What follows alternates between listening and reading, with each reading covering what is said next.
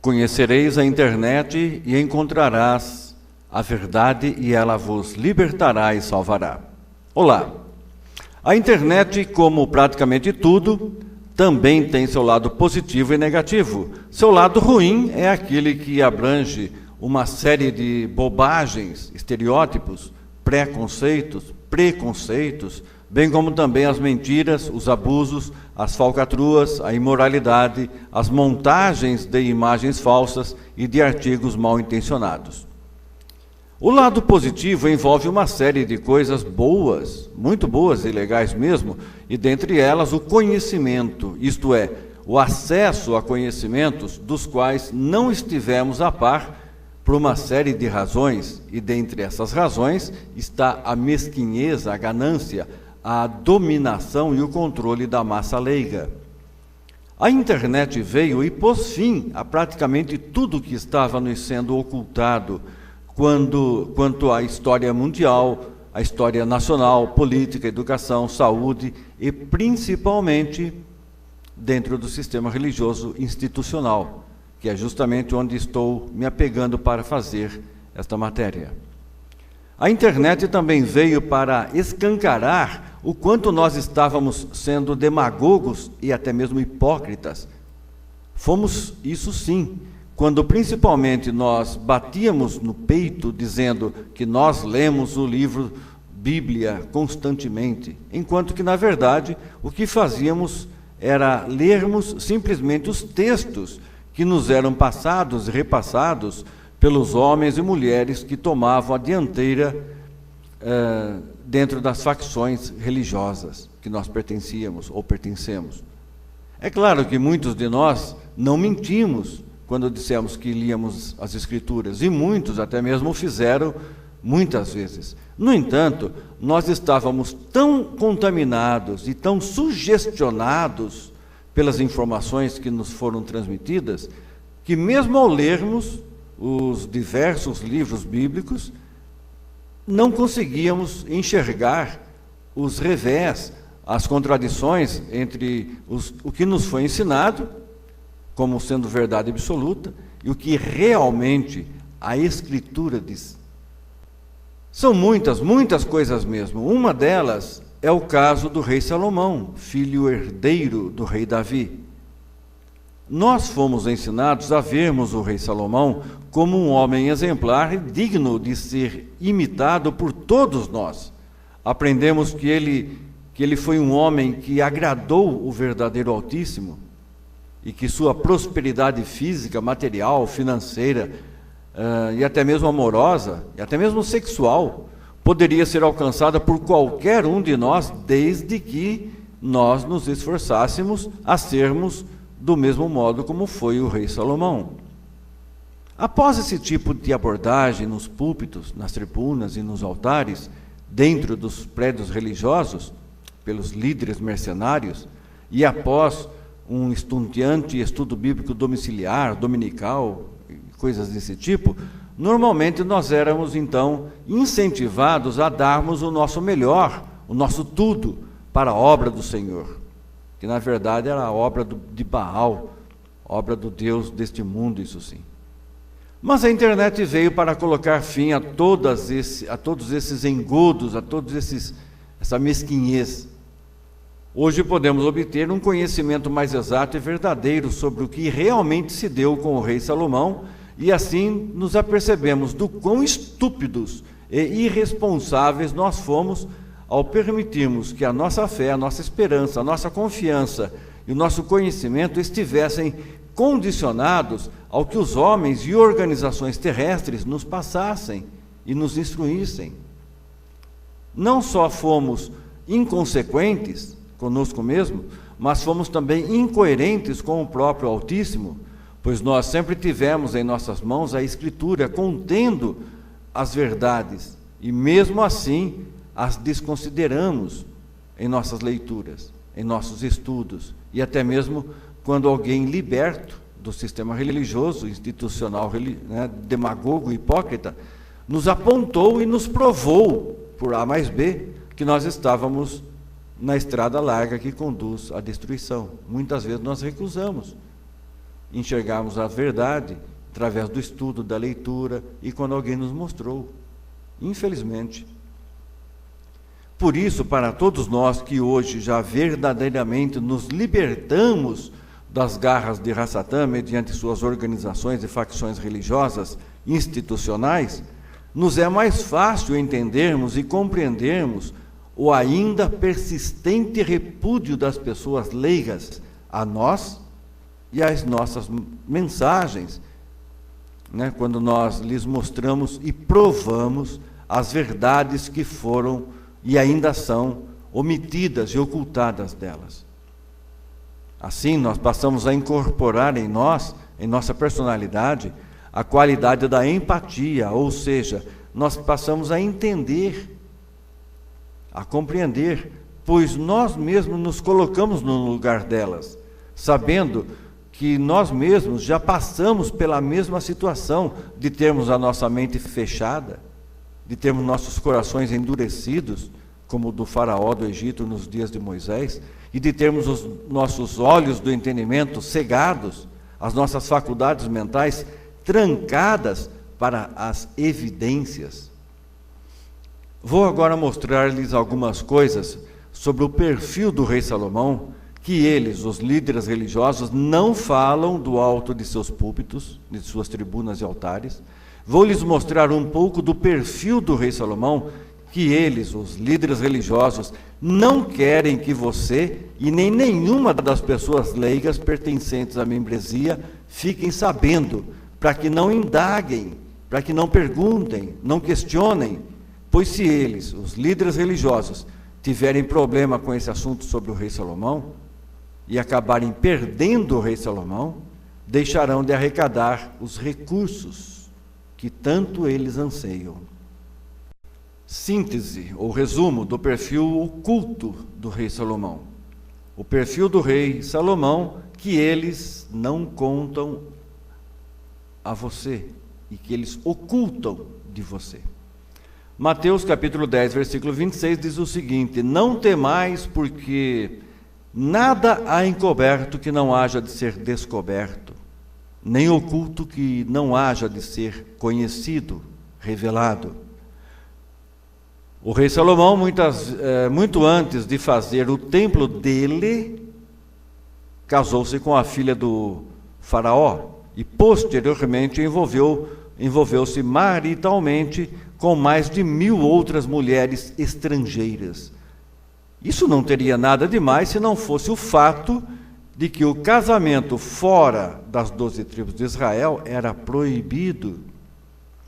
O rei Salomão mandou matar seu irmão Adonias e também mandou matar Joabe, no lugar mais santo daquela época, que era o tabernáculo. O rei Salomão adorou, prestou homenagens e edificou muitos templos a numerosos deuses falsos. O rei Salomão sabia que o Altíssimo não habitaria em nenhuma espécie de prédio religioso, hoje chamado de templo, igreja, congregação, casa e por aí vai. Ele sabia que o Altíssimo não habitaria em templos construídos pelas mãos humanas, construções físicas, construções de alvenaria, mas mesmo assim construiu um templo para cumprir a vontade de seu pai, Davi. E onde acabou ocorrendo, lá no templo, uma série de atos ignominiosos, envolvendo idolatria, feitiçaria, ocultismo e uma série de outras coisas. Atos inconsequentes e reprováveis do rei Salomão foram tão repreensíveis e abomináveis que acabou culminando com a separação das 12 tribos de Israel durante seu próprio reinado, sendo que 10 tribos ficaram com seu servo Jeroboão, e isso tudo sem se entrar nos funestos detalhes que abordam os adversários levantados contra o rei Salomão e Israel, como Hadad, Rezon e outros. Interessante se observar que, durante toda a história registrada na Escritura, e até hoje, as pessoas, ao se referirem ao templo, sempre dizem Templo de Salomão. E após sua destruição e reconstrução, passou a ser chamado e conhecido como o Templo de Zorobabel, que também acabou sendo destruído e reconstruído posteriormente pelos romanos. E então o templo passou a ser identificado como Templo de Jerusalém, e em alguns casos chamado Templo de Herodes. Observe que em nenhuma ocasião os templos deram honra ao Altíssimo, por pelo menos conter no templo o seu nome pessoal e próprio. O templo construído no Brasil, e que seus idealizadores dizem ser cópia ou réplica do Templo de Salomão, na verdade, em absolutamente nada tem algo a ver, mas sim com o Templo de Herodes, desde a sua aparência física, como seus ornamentos e práticas idólatras. A única semelhança que há entre esses templos, o Templo de Macedo, o Templo de Salomão, o Templo de Zorobabel, e de Herodes, é que todos estes templos não honraram ao Criador por conter neles o nome pessoal e próprio do Altíssimo, mas sim os nomes de seus construtores. E nesse caso, o do Brasil, chama-se Templo da Universal ou Templo da Iurde, mas é também amplamente conhecido ou citado como o Templo de Edir Macedo. Isto tudo representa apenas uma pequena parte do perfil do rei Salomão, registrado na Escritura, que seus líderes espirituais, religiosos, não pregam do alto de seus púlpitos, de suas tribunas e altares, em seus templos de alvenaria, e que não desejam que você, que faz parte da membresia, tome conhecimento. Seus líderes religiosos não querem que vocês saibam, justamente para que não questionem, pois não querem responder a nada. Se questionarem, os líderes religiosos teriam, eles não teriam uma resposta justa, honesta, uma resposta sincera para dar a vocês. Isso sem se falar que eles, se eles perderem o belo, o sábio, o exemplar e principalmente o próspero rei Salomão, eles perdem também o controle e a dominação sobre aqueles que eles manipulam para arrancar-lhes tudo o que conseguirem. Muitos líderes religiosos mercenários enfiam goela abaixo do povo leigo o alimento que eles produzem ou que recebem do submundo espiritual, sendo que em algumas facções religiosas institucionais isso se dá de uma forma imposta, obrigatória, e eles ainda têm a pachorra de dizer que tais alimentos e bebidas são o alimento espiritual provido no tempo apropriado, no tempo designado pelos servos de Deus, ou então pelo escravo fiel e discreto, mas que quando honestamente comparados com os ensinos da Escritura, fica claro e evidente que aquilo tudo não passa de alimento espiritual ou instrução contaminado, envenenado, estragado, fermentado, podre e de origem humana e demoníaca. Você acha que eu estou sendo muito radical ou exagerado? Bem, então você mesmo ou você mesma poderá comprovar isso na próxima oportunidade que tiver de poder ouvir discursos e oratórias, ou ler as publicações de sua igreja, de sua organização, que abordem sobre as maravilhas do rei Salomão, pois certamente você se lembrará deste artigo e de outros semelhantes, postados por mim ou por milhares e milhares de outras pessoas que já tiveram seus olhos do entendimento abertos.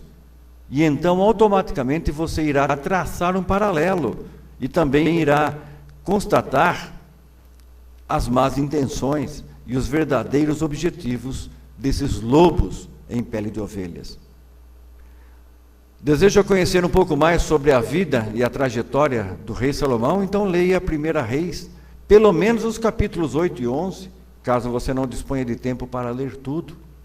Os livros de crônicas também apresentam narrativas interessantes sobre o rei Salomão, que todos farão bem em considerar. Isso se é que amam verdadeiramente a verdade. A outra coisa muito surpreendente e, obviamente, muito lamentável, também envolvendo o rei Salomão. Aliás, envolvendo principalmente o rei Salomão, que é concernente às suas grandes e profundas práticas de ocultismo, demonismo, feitiçaria e misticismo. Não vou abordar sobre isso aqui, pois já o fiz anteriormente em outras postagens, mas, caso não esteja ciente sobre esse assunto, e caso deseje se inteirar sobre isso, pois certamente o seu líder religioso lhe ocultou sobre isso também, ou por ignorância da parte dele, por falta de conhecimento, ou propositadamente, por motivos egoístas. Então basta que você pesquise na internet e facilmente encontrará uma enxurrada de informações devidamente comprovadas e atestadas. E inclusive descobrirá sobre o seu testamento, o testamento de Salomão, e sobre os seus muitos livros, sendo que o livro Guetia, que é o livro das magias ocultas, magias negras, é o livro obra-prima do rei Salomão. Um livro que está nas mãos hoje de poucos magos pelo mundo todo. Aqui no Brasil, acho que só tem um que lida com essa magia do rei Salomão. Só para você ter uma ideia, tá ok? Uma pergunta para reflexão. O rei Salomão disse que o Altíssimo lhe falou pessoalmente, numa ocasião por sonho. E com base nisso, eu pergunto o seguinte: será mesmo que foi o Altíssimo que falou com Salomão? Afinal, os registros na Escritura deixam bem claro que o Eterno, o Altíssimo, não falava diretamente com os reis, mas sim, ele, o Altíssimo, usava os verdadeiros profetas para falarem em seu nome. E então, como é que nós ficamos? Uma vez que o relato bíblico e histórico constatam que o rei Salomão mantinha contato com espíritos iníquos, será que o Altíssimo realmente se dirigiu pessoalmente a ele? Ou seria entidades se passando por anjo de luz? Muito obrigado por você poder estar aqui conosco. Se desejar, por favor, clique em seguir, curtir, gostei, compartilhe. Se inscreva no nosso canal, tá ok? Muito obrigado mesmo por você poder estar aqui. Tudo de bom para ti, para a tua família, para os teus familiares, para os teus amigos. Até uma próxima oportunidade. Bye, bye.